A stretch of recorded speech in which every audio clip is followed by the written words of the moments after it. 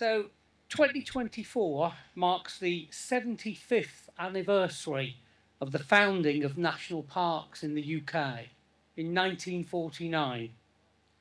But these protected landscapes are facing some huge challenges from nature loss and mismanagement of the land.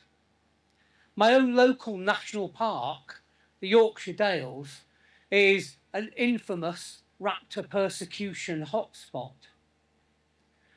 We need a strong organisation that will fight to protect, to improve and to enrich our national parks. So I'm delighted to welcome on stage someone who is doing just that, Dr. Rose O'Neill, the Chief Executive of the Campaign for National Parks.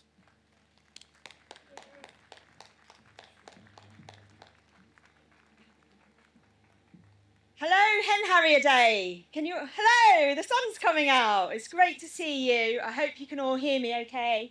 Get a bit closer. Okay, hopefully that's a bit better. So I'm Dr. Rose O'Neill. I'm the Chief Exec of Campaign for National Parks. Now, we are the public voice of the national parks. We're an independent charity, completely independent from government, and we campaign to make these places wilder and inclusive for everyone to enjoy. And I'm going to talk today about the fight for nature in our national parks. So as Adrian said, 75 years ago, public pressure convinced a new Labour government to pass radical nature laws. The National Parks and Countryside Access Act left a huge legacy, including many of the nature protections we still rely on today. The sites of special scientific interests, the national nature reserves, and its flagship, the national parks. And the national park vision back then was a really simple one. It was to have places where every citizen, no matter their background, their class, their race, every citizen could immerse themselves in the wonders and the wilds of nature. 75 years ago, they did not foresee the biodiversity crisis. They could not comprehend the climate emergency, and they did not see coming the huge industrialization of the landscape in farming and in the uplands that was to come. And so when they set up this law, the threat that they were trying to stop or protect these landscapes against was a concrete one. So the national parks were only empowered to stop urban sprawl and the march of buildings and motorways across the landscape.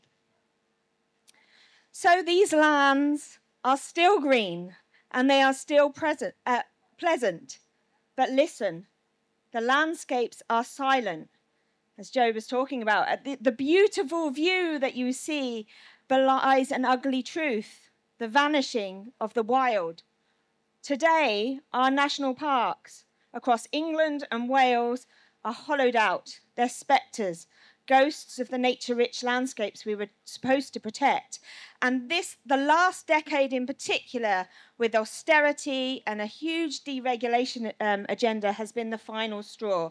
It's brought them to their knees, with the budget slashed and blind eyes turned, and the legacy is left hanging in the balance.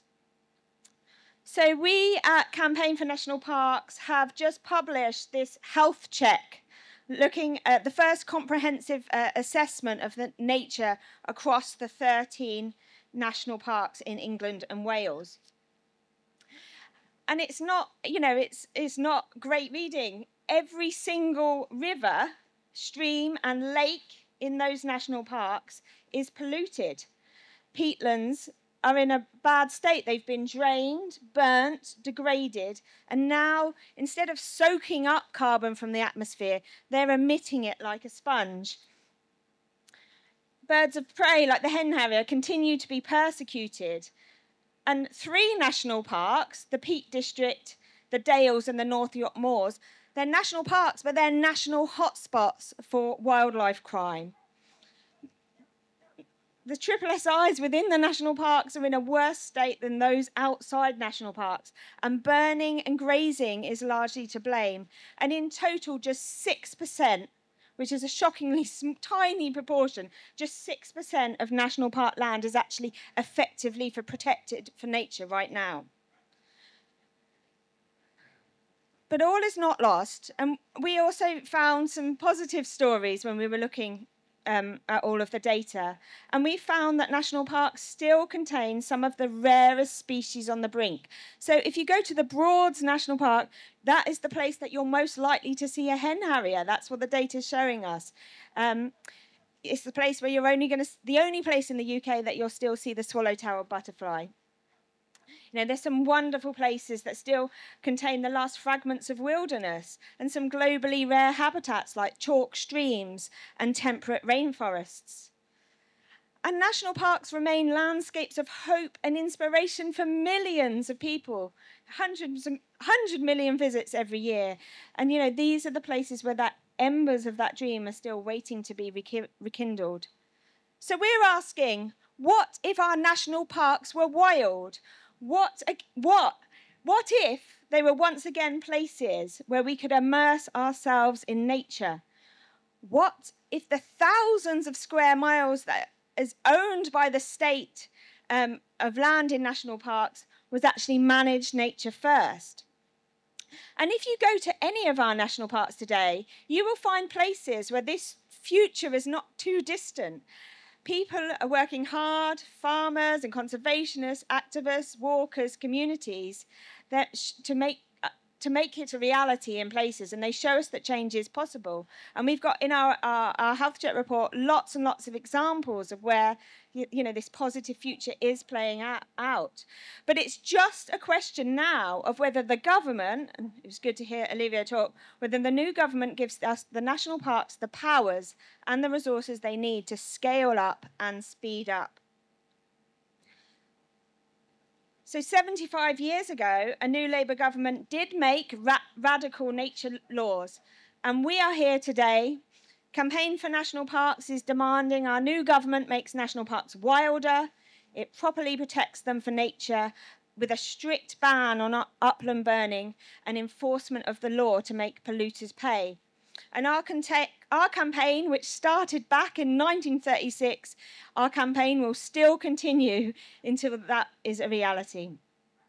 We can and we should have national parks that we can be proud of on a global stage. That's what we're fighting for. So let's restore nature now. National parks are the places where that fight back can begin. And we're the Campaign for National Parks. And so if anyone wants a copy of this report or wants to talk more about the state of your national park, come and find me. I'll be around the front here today. So thank you very much.